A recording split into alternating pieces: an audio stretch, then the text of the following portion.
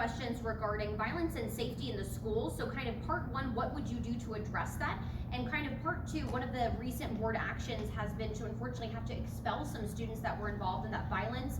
How would you support these students afterwards with some sort of alternative education? So kind of part one, how would you address the violence? And part two, what do you do with the students who were involved? Yeah, absolutely. I guess as far as addressing the issue, we've made some good strides lately. The new hire safety officer, and like he's only been in the job a month. So I think that is a very important step, and it's going to take a bit of time for that to show results. But violence is a problem, and it's not just a problem in schools. Workplace violence is a huge problem in many other industries as well. So I guess we've made good strides. I don't think we've done everything we can, but I think there's a lot more research we need to do on what else we can do. And as far as the second part of the question, I think expelling kids from schools is probably going to be one of the hardest parts of this job. Like, no one wants to put kids out on the street, and kids deserve second chances because they're kids. But we can't have disruptors in our schools that are keeping other children from learning. So it's definitely important that we work with the community resources that we have and try, I guess, put together some sort of coalition that there is a plan and there is resources and even a packet of some sort, something available to these kids so that they have the resources and that their parents have the resources and know, okay, what's the next step?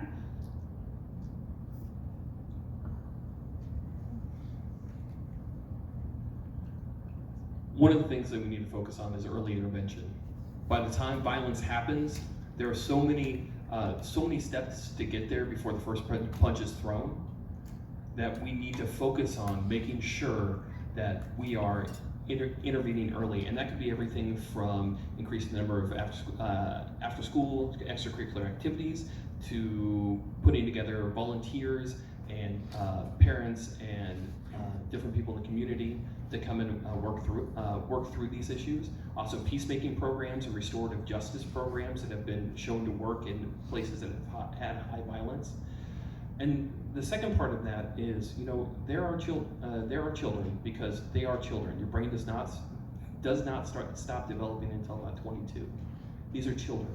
They might make bad decisions, and some children are not going to be able to function inside of a regular ed program, and if they don't, there needs to be consequences for actions, but no child should be thrown out on the street.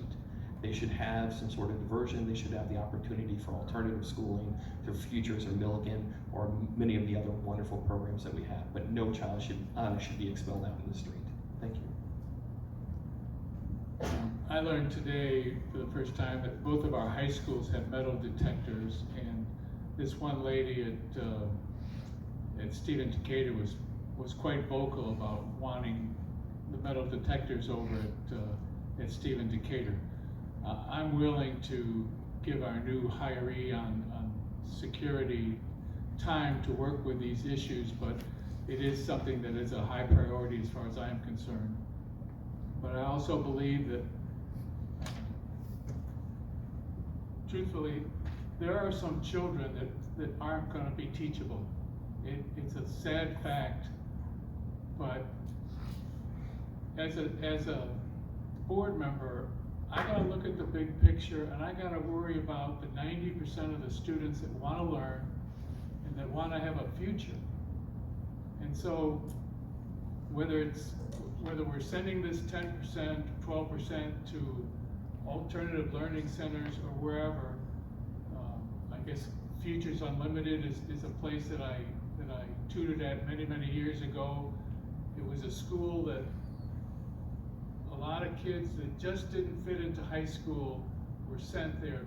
It wasn't that they didn't want to learn, it wasn't that they didn't want to be in school, but the regular high school curriculum didn't work. So the Futures is a good program for kids who want to learn, okay, who aren't disruptive, and there's a future for them. I don't have an answer for the ones that don't want to be in school. that don't want to have an education. I don't have an answer for that. I feel bad for them, but I'm more worried about the 90% that want to learn.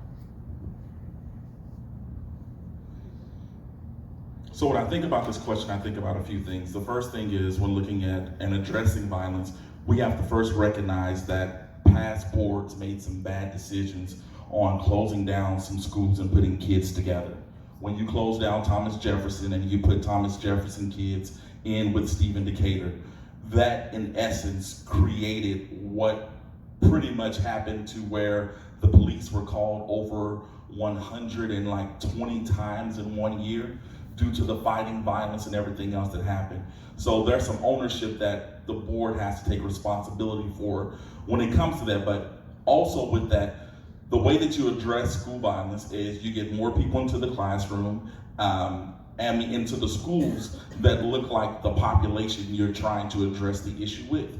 So you work with community partners and faith-based organizations that have these men and women that are available, that can come in before school, that can come in during the lunch hour, that can be there at the games and everything else to help quell violence and ensure safety. The other thing is what I think is really important, and I'm glad Will brought it up, is restorative justice and peace-building initiatives.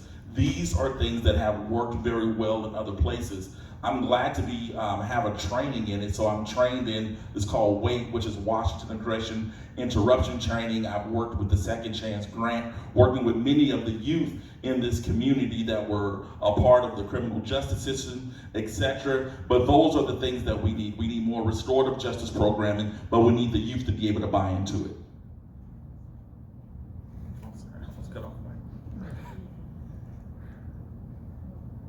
I think before any actual real violent scene would happen, there are signs. These children will give us signs.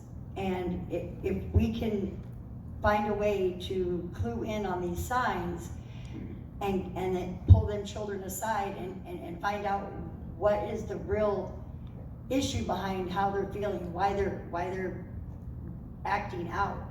You know, maybe they're struggling with their classes, or maybe it's something at home, but they always give us signs. So if we can focus, get people, as Jacob says, get people in the schools, you know, and then they recognize these signs, we can maybe pull the kids around and get some of this violence to stop.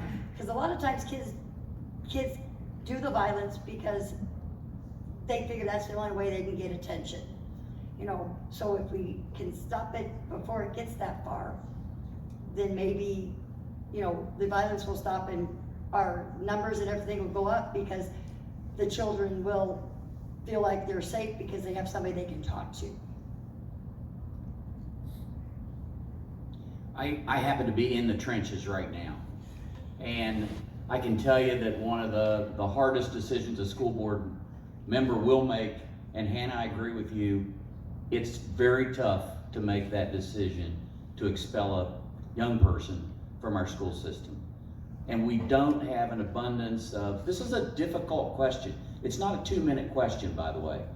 We have 2 schools right now that really provide alternative opportunities for the children who are expelled from our schools. And when you talk that's an expulsion with a stay. And that is Garfield and Milligan. Futures is really not designed for that alternative placement. If you put the children who were or the young people who were in a fight in the same environment for alternative education, what are you going to get? So there's a lot of factors that go into that decision-making process as we begin to look at whether it's going to be an expulsion with a stay or an expulsion without a stay. And that would probably take a good 10 or 15 minutes here to just get started on that conversation. I want to show of hands, how many people saw the viral video of the fight at MacArthur High School 2 weeks ago? Lots of people saw it. How many people in the room would condone that kind of behavior in your school system? Nobody. That's what I thought. So we have to, there's got to be prevention. There has to be consequences on the other end as well. So we have to approach this from several different, several different avenues, not one size fits all. But one of the things in life is there are consequences. And children have to feel safe when they go to school. Teachers have to feel safe when they go to school as well.